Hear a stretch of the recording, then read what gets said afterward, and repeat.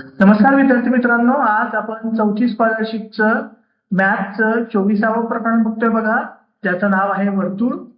ज्यामध्ये आपल्याला वर्तुळाची त्रिज्या काय असते, जीवा काय असते, व्यास काय असतो, केंद्र काय असते, कड किंवा परिघ काय असतो वर्तुळाचा, वर्तुळाचा अंतर्भाग काय, वर्तुळाचा बाह्य भाग काय, याबद्दलची माहिती आपल्याला पाहिजे आहे. त्या चॅप्टरच्या स्वाध्यायाला आपण सुरुवात करतोय बघा. पहिला प्रश्न दिलेला आहे बघा आपल्याला. क केंद्र असलेल्या वर्तुळाची त्रिज्या 5 सेमी आहे. त्या वर्तुळाच्या सर्वात मोठ्या जीवेची लांबी किती असेल? काय सांगितलं बघा आपल्याला, एक वर्तुळ दिलं. त्या वर्तुळाचं केंद्र काय दिलं आपल्याला? क दिलं. हे वर्तुळाचं केंद्र किंवा सेंटर, त्याला काय म्हटलं आपण? क. याची त्रिज्या किती सांगितली आपल्याला? 5 सेमी. त्रिज्या म्हणजे काय? वर्तुळाचं केंद्र आणि वर्तुळावरील कोणत्याही पॉइंटला किंवा कोणत्याही बिंदूला जोडणारी रेषा म्हणजे आपण काय म्हणतो, त्या वर्तुळाची काय आहे ती त्रिज्या आहे. किती दिली आपल्याला त्रिज्या? 5 सेमी किंवा 5 सेंटीमीटर दिली. तर म्हटलं सर्वात मोठ्या जीवेची लांबी किती असेल? मग लक्षात ठेवायचं, वर्तुळाची सर्वात मोठी जीवा म्हणजे काय? सगळ्यात आधी जीवा म्हणजे काय? तर वर्तुळाच्या कोणत्याही दोन बिंदूंना जोडणारी रेषा, तिला काय म्हणतो आपण? त्या वर्तुळाची काय आहे ती जीवा आहे. आणि वर्तुळाची सर्वात मोठी जीवा ही वर्तुळाच्या केंद्रामधून किंवा सेंटर मधून ती जाते, तिला म्हणतो आपण त्या वर्तुळाचा काय? व्यास. वर्तुळाची सर्वात मोठी जीवा म्हणजे काय? त्या वर्तुळाचा व्यास. आणि वर्तुळाचा व्यास किती असतो? त्रिज्येच्या दुप्पट असतो. त्रिज्या 5 सेंटीमीटर आहे, याला 2 ने गुणा, मल्टिप्लाय करा. 5 दुने किती झाले? 10 सेमी. या प्रश्नामध्ये काय लक्षात ठेवायचं आपल्याला? वर्तुळाची सर्वात मोठी जीवा म्हणजे त्या वर्तुळाचा व्यास. आणि हा व्यास कसा असतो? त्रिज्येच्या काय असतो? तो दुप्पट असतो. त्रिज्येला काय 2 ने गुणायला लागते. त्रिज्या दिली होती 5 सेंटीमीटर. 5 सेंटीमीटरला 2 ने गुणलं म्हणजे किती झाले? 10 सेंटीमीटर. 10 सेंटीमीटर काय असेल? त्या वर्तुळाचा व्यास असेल. म्हणजेच काय? त्या वर्तुळाची सर्वात मोठी जीवा असेल. पहिला पर्याय योग्य पर्याय आहे. दुसरा प्रश्न आहे बघा. सोबतच्या आकृतीत त्रिज्या नसलेल्या रेषेचे नाव काय? मग त्रिज्या नसलेल्या, त्रिज्या नको आहे आपल्याला. त्रिज्या काय सांगितलं?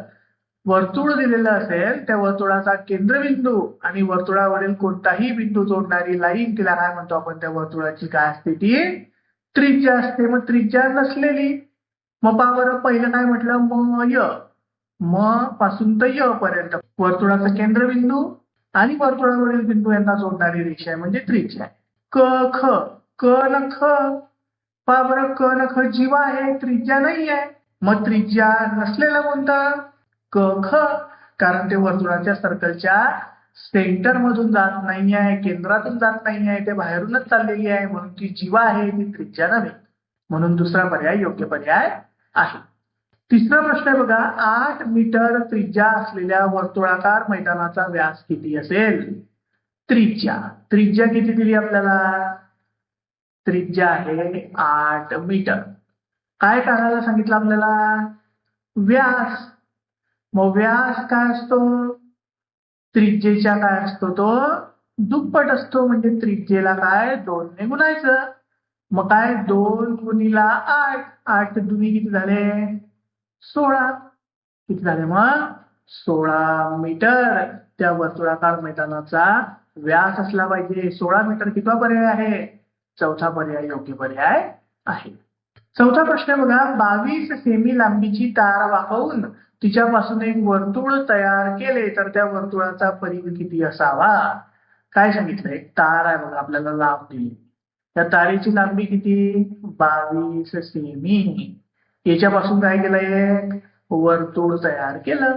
मग वर्तुळ तयार केलं. वर्तुळ तयार करायला काय लागतो आपल्याला? हा वर्तुळाचा काय असतो? परिघ असतो. किंवा त्याला काय म्हणतो आपण? कड म्हणतो वर्तुळाचा. त्याचीच लांबी म्हणजेच काय? तर ह्या तारेची लांबी. या तारेला आपण वाकवतोय आणि वर्तुळ तयार करतोय म्हणजे त्या वर्तुळाचा तो काय आहे? तर परिघ आहे. परिघ आणि त्या तारेची लांबी दोघांची समान असली पाहिजे, तेव्हाच ते वर्तुळ बनेल. म्हणून जर का तार 22 सेंटीमीटरची असेल तर त्यापासून बनवलेलं वर्तुळ जे आहे त्याचा परिघ सुद्धा किती असेल, 22 सेंटीमीटरच असेल. तिसरा पर्याय योग्य पर्याय आहे. पाचवा प्रश्न आहे बघा, म केंद्र असलेल्या वर्तुळाच्या केंद्रातून जाणाऱ्या जीवेची लांबी 14 सेमी आहे. काय सांगितलं, एक वर्तुळ आहे, त्या वर्तुळाचं केंद्र काय दिलं आपल्याला, म दिलं. मग बघा इथं वर्तुळाचं केंद्र काय आहे, म आहे. या वर्तुळाच्या केंद्रातून जाणाऱ्या जीवेची लांबी, केंद्रामधून जाणारी जीवा, केंद्रामधून जाणारी जीवा म्हणजेच काय, त्या वर्तुळाचा काय झाला, तो व्यास झाला. व्यास कितीचा दिलेला आपल्याला, 14 सेमीचा दिला. काय सांगितलं मग, पुढील पैकी कोणते विधान योग्य आहे. काय सांगितलं, त्रिज्येची लांबी 7 सेमी असेल.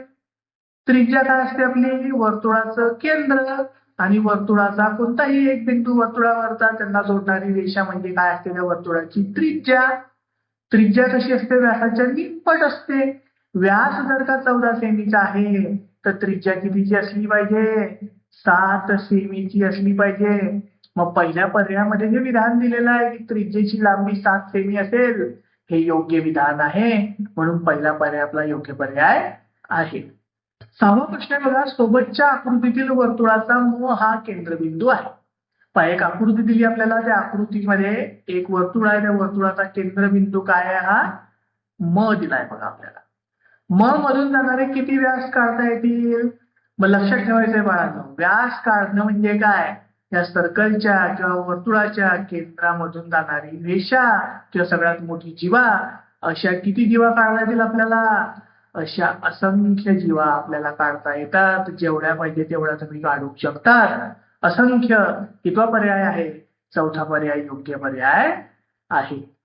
सातवा प्रश्न आहे बघा, प केंद्र असलेल्या वर्तुळाची त्रिज्या 6 सेंटीमीटर आहे. काय सांगितलं, एक वर्तुळ आहे, त्या वर्तुळाचं केंद्र काय नाव त्याचं, प, त्याची त्रिज्या किती, 6 सेंटीमीटर. मग ही झाली त्याची त्रिज्या बघा.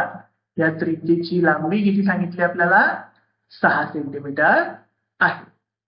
बिंदू अ वर्तुळाच्या बाह्य भागात असेल. काय सांगितलं, या वर्तुळाच्या बाहेर, वर्तुळाच्या बाह्य भागात म्हणजे बाहेर कुठेतरी एक बिंदू आहे अ असेल, तर केंद्रापासून ते त्याचे अंतर कोणते असू शकते. मग बरं, इथून इथपर्यंत कुठेही मोजा तुम्ही, हे सगळं काय भरणार आहे, 6 सेमी भरणार आहे. अ बिंदू वर्तुळाच्या बाहेर आहे म्हणजे 6 पेक्षा मोठंच अंतर पाहिजे.